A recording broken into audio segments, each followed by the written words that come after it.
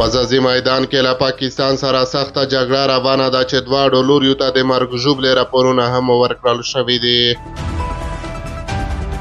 سلام ستړي مشئ، پام وکړئ د یاران ټي وي یوټیوب چینل څخه تازه او مهم خبر ده. د افغانستان په ملي دفاع وزارت کې وا سرچینې رسنیو ته وایي چې په خوست ولایت کې د اسلامي امارت په لاساتو ځواکونو او پاکستاني پوځیانو ترمنځ په پرونۍ نښته کې افغان لوري ته 4 تنه ټپیان شوي دي. د سرچینې په وینا دغه نښته د خوست ولایت په ځاځي میدان ولسوالۍ کې د یوې پوستې د جوړولو پر سر رامنځته شوې او د مقابل لوري ځواکونو ته هم مرګ ژوبله اوښتې ده. دغه سرچینه هم دغه راز تاییدوي چې لا هم په سیمه کې پوځي خوځښتونه روان دي. د خوست په ځاځي میدان ولسوالۍ کې ځایي اوسېدونکو رسنیو ته ویلي چې یو ځل بیا د پاکستاني ځواکونو او اسلامي امارت ترمنځ د ډیورنډ پر کرښه جګړه پیل شوې ده.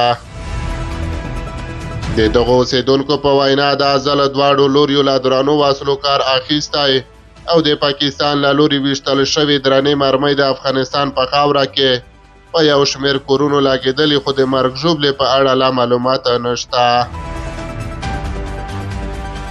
دوی وایي چې د روانې جګړې له امله له کرښې سره نږدې څوک له خپلو کورونو نشي وتلی او ټول پاټک، پلوڅو او سټیوانا سیمو کې خلک په کورونو کې بندي پاتې دي.